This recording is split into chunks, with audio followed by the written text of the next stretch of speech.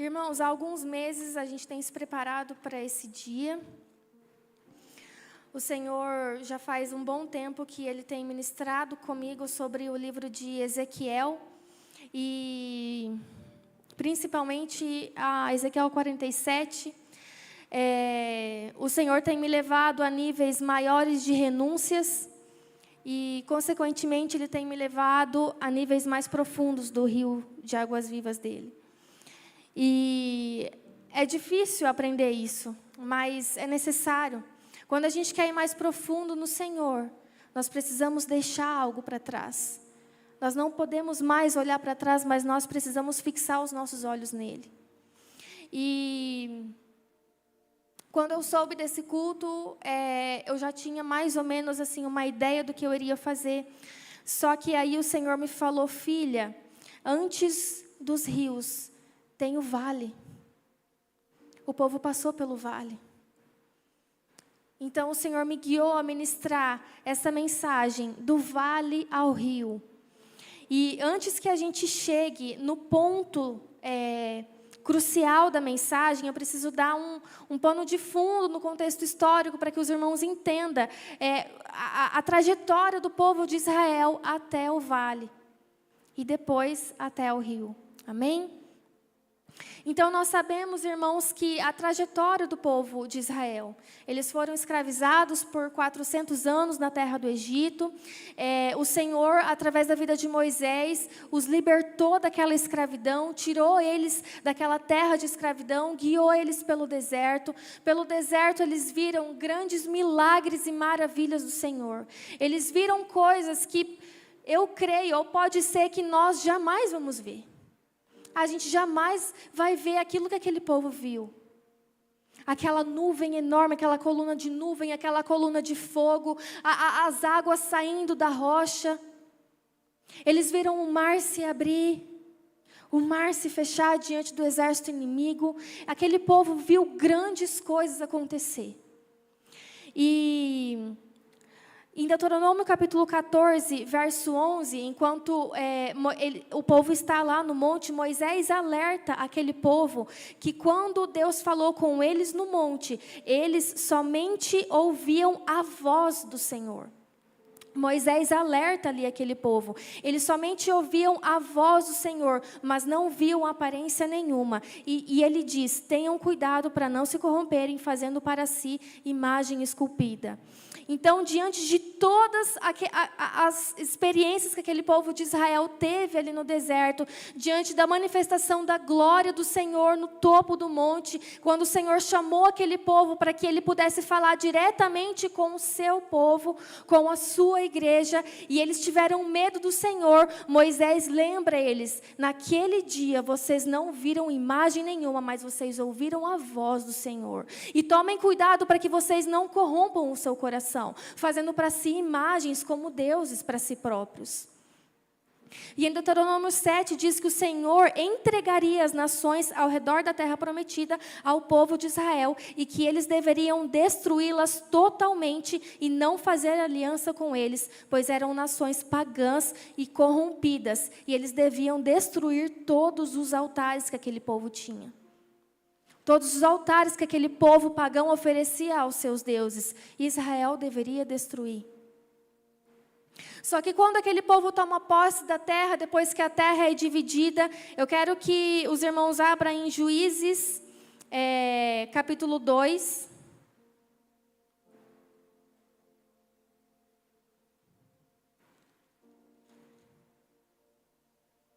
Quando a gente vê, depois que o povo toma posse da terra, aquela terra é dividida, a gente vê primeiro ali no decorrer de Juízes capítulo 1, após a conquista da terra, vemos povos de várias cidades que não foram expulsos pelo povo de Israel. E diz que eles continuaram a viver naquela terra junto com eles. E em Juízes capítulo 2, o Senhor fala com eles dizendo, do verso 1 ao 4, Fala assim: o anjo do Senhor foi de Gilgal a Boquim e disse: eu tirei vocês do Egito e os trouxe à terra que sob juramento havia prometido aos seus pais. Eu disse: nunca invalidarei a minha aliança com vocês. Quanto a vocês, não façam nenhuma aliança com os moradores dessa terra. Pelo contrário, derrubem os seus altares. No entanto, vocês não obedeceram à minha voz. O que é isso que vocês fizeram? Por isso também eu disse: não expulsarei esses povos da presença de vocês. Pelo contrário, eles serão seus adversários e os deuses deles serão uma armadilha para vocês. Quando o anjo do Senhor acabou de falar essas palavras a todos os filhos de Israel, o povo levantou a sua voz e chorou. O Senhor exorta aquele povo, fala: ei, eu disse para vocês não fazer aliança com esse povo. Eu disse para vocês expulsar todos eles, porque o Senhor dos exércitos estava com vocês, mas vocês não obedeceram à minha voz. E agora, esses deuses serão uma armadilha para vocês. E do verso 10 ao verso 14 diz assim: toda aquela geração também morreu e foi reunida a seus pais. Toda aquela geração que passou ali pela posse dessa terra, depois de um tempo eles morreram. Josué também morreu. E depois dela se levantou uma nova geração que não conhecia o Senhor, nem as obras que ele havia feito por Israel. Então os filhos de Israel fizeram o que era mal aos olhos do Senhor, servindo os Baalins. Deixaram o Senhor, Deus de seus pais, que os havia tirado da terra do Egito, e seguiram outros deuses, os deuses dos povos que havia ao redor deles. E os adoraram e provocaram o Senhor à ira, porque deixaram o Senhor e serviram a Baal e a Astarote. A ira do Senhor se acendeu contra Israel e ele os entregou nas mãos de ladrões que os despojavam do que possuíam. Ele os entregou nas mãos de seus inimigos ao redor e não puderam mais resistir a eles. Irmãos, aquele povo sabia claramente a ordem do Senhor e eles desobedeceram. O Senhor, Ele fala conosco, irmãos, e Israel fez a própria armadilha com a sua desobediência. Da mesma forma, muitas vezes a gente cai na nossa própria armadilha da nossa desobediência.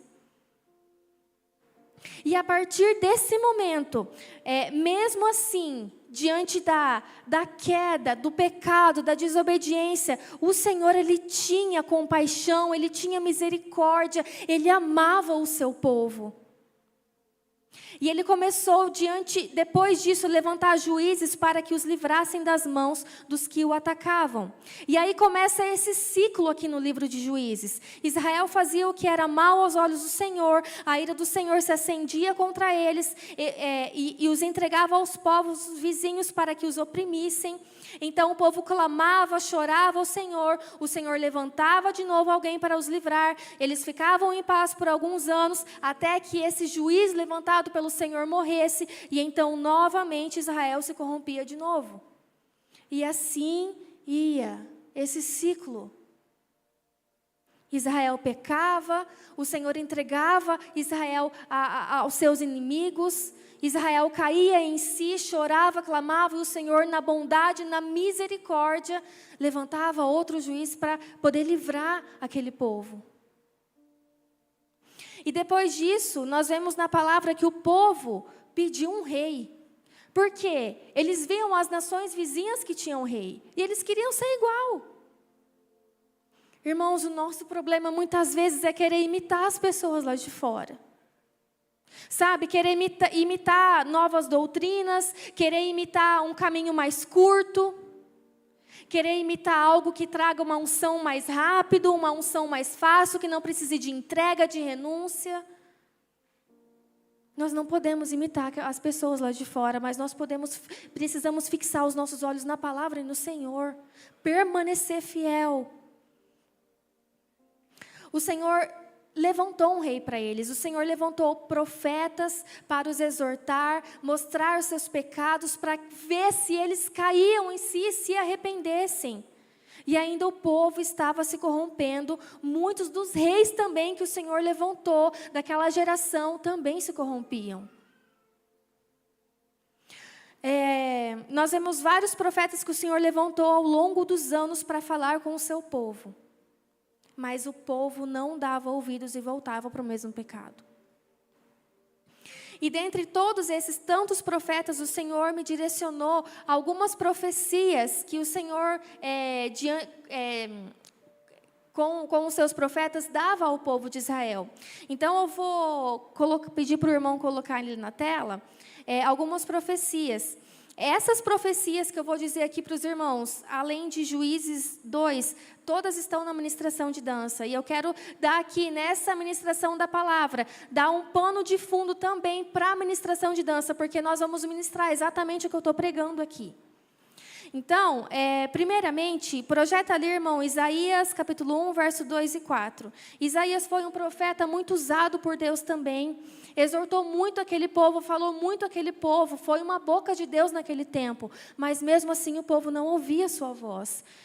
Isaías fala assim, escutem, ó céus, e ouça, ó terra, porque o Senhor é quem fala. Criei filhos e os fiz crescer, mas eles se revoltaram contra mim. O boi conhece o seu dono e o jumento, o lugar onde lhe dão comida, mas Israel não tem conhecimento, o meu povo não entende. Ai desta nação pecadora, desse povo carregado de iniquidade, são descendência de malfeitores, filhos que praticam o mal, rejeitaram o Senhor, desprezaram o Santo de Israel, voltaram para trás. Ezequiel capítulo 5, do verso 7 ao 11. Portanto, assim diz o Senhor Deus, vocês são mais rebeldes do que as nações que estão ao seu redor. Não andaram nos meus estatutos, não executaram os meus juízos, nem procederam segundo o direito das nações ao redor de vocês. Por isso, assim diz o Senhor Deus, eis que eu mesmo estou contra você, Jerusalém, e vou executar os meus juízos dentro de você, à vista das nações. Farei com você o que nunca fiz e o que jamais farei de novo, por causa de todas as suas abominações. Por isso, os pais vão devorar os próprios filhos dentro de você, ó Jerusalém, e os filhos vão devorar os pais. Executarei em você os meus juízos e tudo o que restar de você espalharei aos quatro ventos. Portanto, porque você profanou o meu santuário com todas as suas coisas detestáveis e com todas as suas abominações, tão certo como eu vivo, diz o Senhor Deus, eu me retirarei. Os meus olhos não terão piedade e eu não a pouparei. Jeremias capítulo 3, verso 12 ao 14.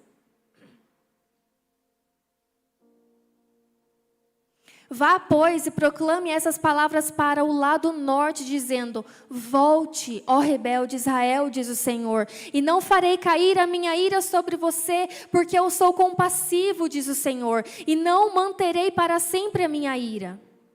Então, somente reconheça a sua iniquidade, reconheça que você transgrediu contra o Senhor, seu Deus, e que você se prostituiu com os estranhos, debaixo de todas as árvores frondosas, e não deu ouvidos à minha voz, diz o Senhor. Voltem para mim, ó filhos rebeldes, diz o Senhor, porque eu é que sou o esposo de vocês. Eu os tornarei um de cada cidade, eu os tomarei um de cada cidade e 2 de cada família e os levarei a Sião. Oséias capítulo 8, do verso 1 ao 3. Toque a trombeta. Ele vem como a águia contra a casa do Senhor, porque transgrediram a minha aliança e se rebelaram contra a minha lei. Eles me invocam dizendo, nosso Deus, nós Israel te conhecemos. Mas Israel rejeitou o que é bom, o inimigo o perseguirá. Ezequiel capítulo 7, verso 2 ao 4. Filho do homem, assim diz o Senhor Deus, a respeito da terra de Israel, chegou o fim. O fim chegou sobre os 4 cantos da terra.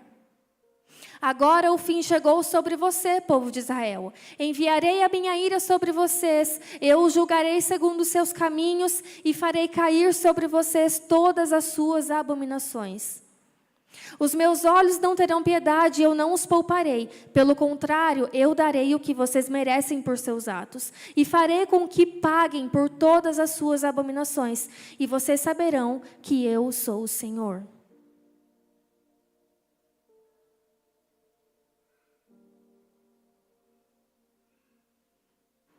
Irmãos, todas essas profecias, alertando o povo de Israel, o Senhor me direcionou a colocar na dança. E no decorrer da palavra, ali do Antigo Testamento, a gente vê que mesmo diante de todas essas profecias, tudo isso que o Senhor falava através dos seus profetas, Israel voltava aos seus atos pecaminosos. Israel não ouvia a voz do Senhor, mas eles deixavam a carne se dominar, eles queriam aquilo que os seus olhos pudessem ver, que as suas mãos pudessem apalpar. Eles não obedeciam à voz do Senhor, mas eles rejeitavam. E aqui na ministração de dança, a gente, entre essas profecias, a gente vai fazer alguns movimentos que mostram isso. Israel não louvando, Israel rejeitando o Senhor, Israel tapando os ouvidos, Israel servindo deuses que não falam, que não veem, que não ouvem, mas eles continuam servindo aqueles deuses. Israel que andam com os olhos tapados porque a cegueira espiritual deles era tamanha que eles não conseguiam enxergar aquilo que o Senhor estava tentando proclamar diante dos seus profetas. E todos esses profetas, eles advertiam Israel e falavam do julgamento de Deus diante da sua rebelião contra Deus por terem rompido a aliança com Deus, por meio da sua idolatria e da sua injustiça. Mas quando a gente olha para todos esses profetas aqui, todo o livro de cada profeta aqui na palavra, a gente vê que além de profetizar o julgamento, eles também profetizavam, eles falavam de uma esperança vindoura. Eles falavam também de um renovo, de uma restauração futura para aquele povo, diante da misericórdia e da bondade de Deus e do amor de Deus pelo seu povo. Então nós vemos que os profetas, eles eram usados sim para exortar, para julgar, para condenar os pecados daquele povo, mas o Senhor também usava eles para dizer: ei Israel, Jerusalém, volte, porque eu sou o esposo de vocês. Ei Israel, há uma esperança, há uma restauração vindoura que está vindo. Há aquele que herdará o trono de Davi e reinará para sempre. Ei, Israel, volte. Aquele povo teve inúmeras oportunidades para se arrepender. Havia uma esperança, havia uma promessa sobre Jesus. E eles cansaram de ouvir, mas não deram ouvidos. E hoje, irmãos, aquele povo naquela época não tinha palavra como nós temos hoje.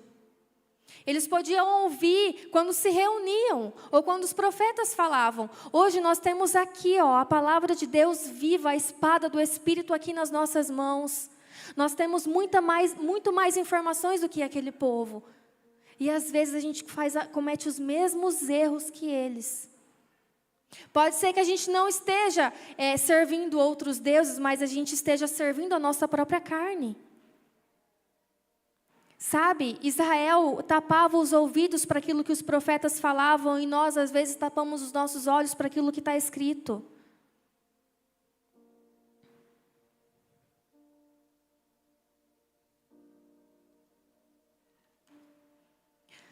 E esses profetas, irmãos, que foram extremamente usados por Deus, normalmente, eles não só pregavam a palavra, mas eles sentiam, viviam a palavra. Eu vou dar um exemplo aqui de Oséias. Teve uma das profecias que a gente leu aqui que o Senhor fala, ele iria experimentar a mensagem para daí pregar para aquele povo. Ezequiel foi o profeta que mais pregou através de atos simbólicos, através de atos proféticos, através de teatro de rua, através de objetos que ele usava, através de dias que ele passava ali amarrado de um lado, amarrado de outro, para mostrar para aquela nação o que eles iriam sofrer futuramente. E quando a gente olha para esses 10 atos que Ezequiel fez para profetizar para aquele povo, a gente vê que são coisas muito fortes, que provavelmente eu e você não conseguiria passar. Ezequiel, ele estava entre os 10.000 homens que foram levados para a Babilônia no ano de aproximadamente 596. Todas as visões que ele teve foi enquanto ele estava na Babilônia. E no capítulo 37, nós temos a visão do Vale de Ossos Secos. E vamos abrir lá, irmãos, a nossa Bíblia? Ezequiel, capítulo 37. Aqui Ezequiel, ele fala que foi levado pelo Espírito do Senhor, que deixou ele no meio desse vale de ossos secos, e que depois ele andou ao redor desses ossos. E o Senhor perguntou: filho do homem, será que esses ossos podem reviver? E Ezequiel respondeu: Senhor, tu o sabes. Então, o Senhor fala para que Ezequiel profetizasse sobre esses ossos. Ezequiel profetizou e eles foram se levantando, eles foram se juntando, foram criando tendões e carnes sobre eles. E eles se tornaram um grande exército, porém ainda sem vida. Então o Senhor diz para Ezequiel: ei, filho do homem, profetize ao Espírito. E Ezequiel profetizou. Assim diz o Senhor Deus: venha dos 4 ventos, ó Espírito, e sopre sobre esses mortos para que vivam. Então o Espírito entrou neles e eles se tornaram um grande exército do Senhor. E ali, ao decorrer desse texto, o Senhor fala para Ezequiel: filho do homem, esses ossos são toda a casa de Israel. O Senhor fala para ele que esses ossos são a casa de Israel, que essa era a condição espiritual do povo de Deus, como um vale de ossos secos, mortos espiritualmente. Irmãos, aquela visão era como Israel estava espiritualmente. Diante de toda a desobediência, diante de mesmo todos os profetas que foram levantados pelo Senhor, todos os juízes, Israel desobedecendo ao Senhor, eles foram parar, eles ficaram como ossos secos mortos. Um grande exército do Senhor, todos mortos. Ossos secos jogados ao chão. Essa era a condição espiritual daquele povo. Irmãos, eu me lembro que algum dia alguém aqui me disse que parece que teve uma visão de que viam as pessoas como mortos-vivos na rua, como zumbis. Eu não sei se alguém aqui se lembra, foi alguém do louvor que disse. E irmãos, hoje acontece muito isso ainda. Pessoas que estão ali vivas, ali, sabe, trabalhando, mas espiritualmente estão mortas, estão como se estivessem naquele vale de ossos secos. Sabe, ou pode ser que algo, um sonho, ou um chamado que o Senhor tem sobre a sua vida, uma promessa, esteja dentro de você morta, como um osso seco dentro de você. Você deixou morrer esse sonho que o Senhor tem sobre você, essa promessa. Israel estava desse jeito por conta da desobediência. Por conta da idolatria que Israel causava ali contra o Senhor, pecava contra o Senhor. E o Senhor mostra essa visão para Ezequiel. Olha, filho do homem, esse vale, esses ossos são toda a casa de Israel. Eles estão todos mortos. Essa é a condição verdadeira que eles estão. Por trás da vida que eles têm, aparentemente, é isso aqui que eles são. Um vale de ossos secos. E é muito pesada essa visão.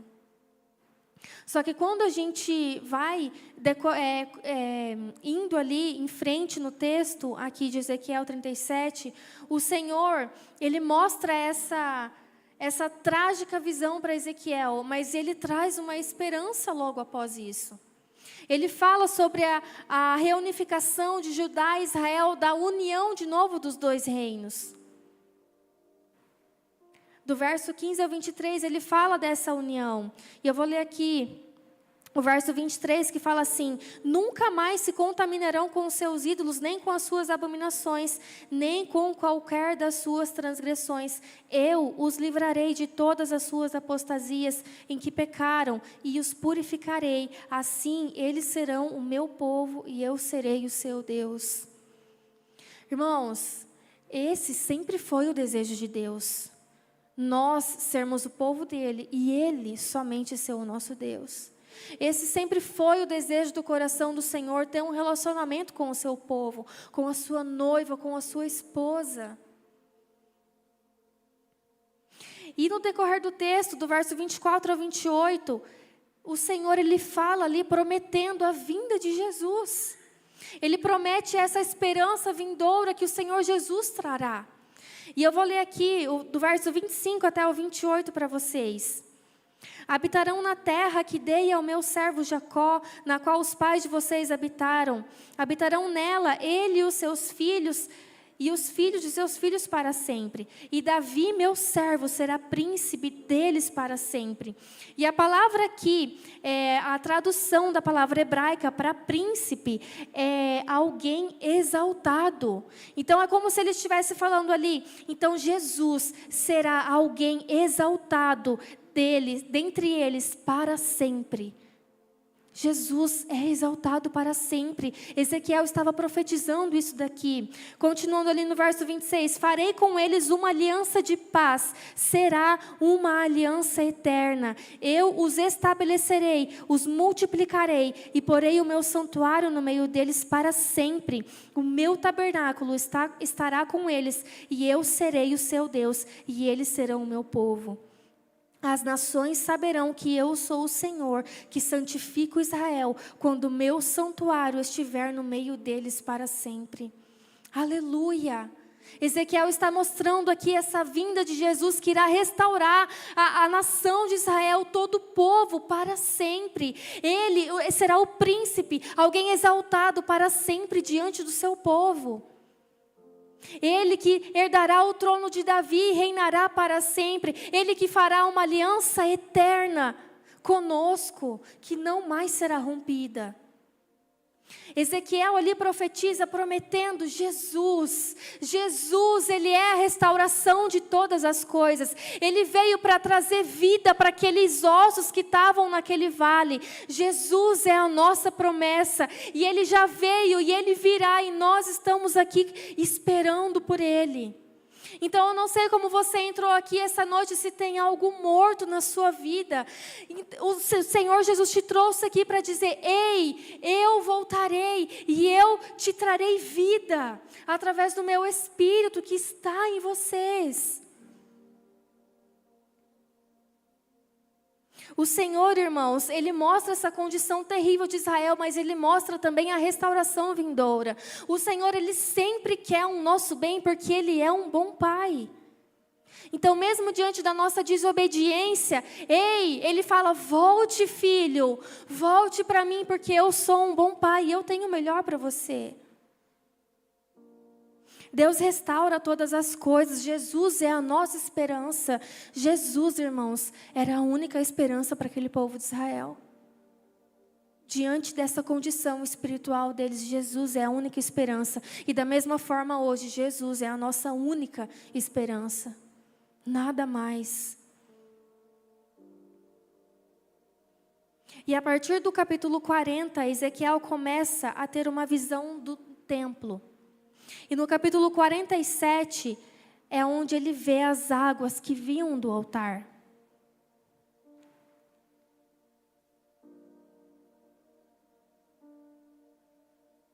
Eu vou ler aqui para vocês do verso 3 ao 5, do capítulo 47. E fala assim: O homem saiu para o leste, tendo na mão um cordel de medir. Mediu 500 metros e me fez passar pela água, que me dava pelos tornozelos. Mediu mais 500 metros e me fez passar pela água, que me dava pelos joelhos. Mediu mais 500 metros e me fez passar pela água, que agora me dava pela cintura.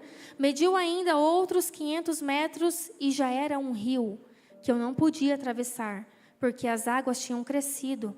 Eram águas em que se podia nadar, um rio pelo qual não se podia passar andando.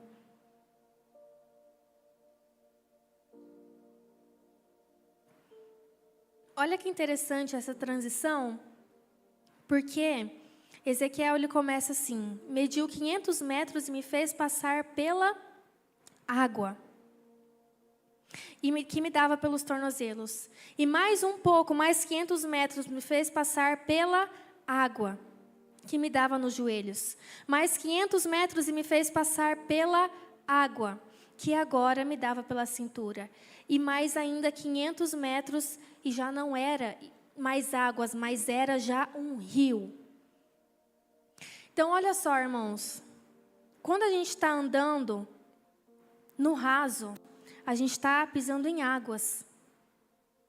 Quando a gente deixa mais um pouco para trás, a gente está ainda em águas. E a gente vai indo, deixando aquilo para trás, deixando os nossos pecados, renunciando àquilo que desagrada o coração de Deus. E muitas vezes o Senhor vai pedir para que nós renunciemos coisas lícitas, para que a gente mergulhe mais profundo no rio dele.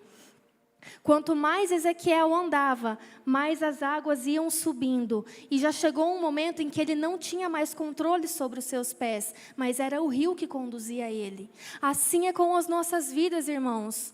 Quanto mais profundo a gente quiser ir nesse rio, mais renúncias a gente tem que fazer, mais andando em direção ao Senhor e de costas para o pecado. A gente precisa andar nessa direção.